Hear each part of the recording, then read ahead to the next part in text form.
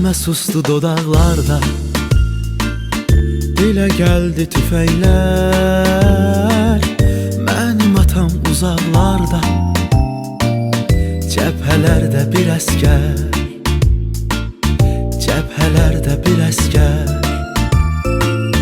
Anamızın laylaları nənnilərdə pozuldu.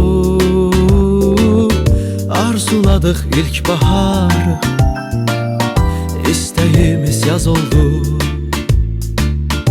İstəyimiz yaz oldu. Sən ey uşaqlıq, sən bizdən uzaq düşdün artıq. Desəni yellər apardı, ya soyuq əllər apardı.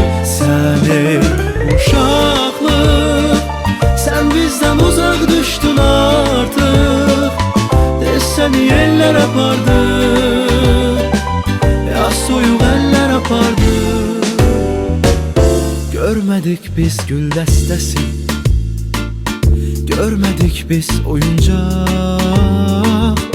Ata səsi, ana səsi eşitmədik doyunca, eşitmədik doyunca. Öz qoynuna aldı bizi bu buruqlar şəhəri. Yarı böldük tikəmizi, gözlədik al səhəri, gözlədik al səhəri. Sən ey uşaqlıq, sən bizdən uzaq düşdün artıq. Desəni yellər apardı, ya soyuq əllər apardı. Sən ey uşaqlıq, sən bizdən uzaq düşdün artıq. Desəni yellər apardı, ya soyuq əllər apardı.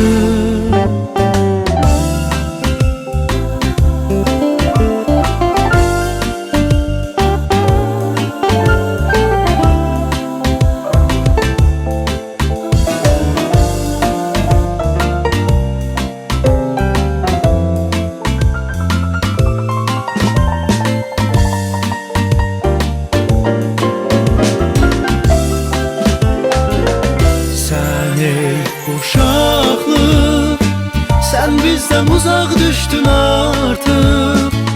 Desəni yellər apardı, ya soyuq əllər apardı. Sən ey uşaqlıq, sən bizdən uzaq düşdün artıq. Desəni yellər apardı,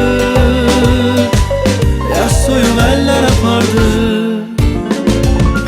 Öz qoynuna aldı bizi bu buruqlar şəhəri. Yarı böldük tikəmizi, gözlədik al səhəri,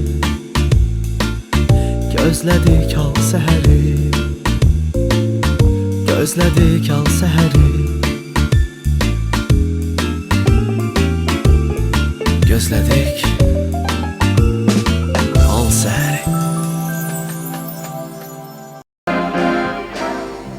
Gezdirdim mən səni sədaqətimlə, qaldım həsrətimlə, müsibətimlə. Könlümü alsaydı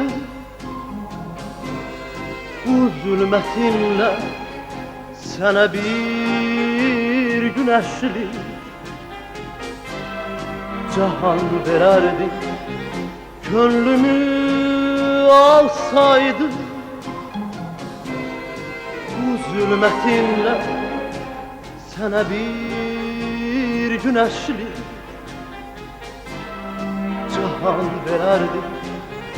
O çağlar necə də mənə haydılar, könlümə gözümə şəfəq yaydılar. Keçən günlərimi qaytaraydılar, gələn günlərimi qurban verərdim.